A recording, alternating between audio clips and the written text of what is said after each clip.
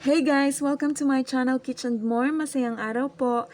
Our recipe for today is my own healthy version of ginataang isda. And our main ingredient for this is none other than the very nutritious fish known as tilapia. Did you know that tilapia, like other fishes, has health benefits? According to studies, it is an excellent source of omega-3 fatty acids and proteins. It means that it is also good for our health. So today, I hope you have a great time as you watch this video on Ginataang Tilapia with Kalabasa. Enjoy watching!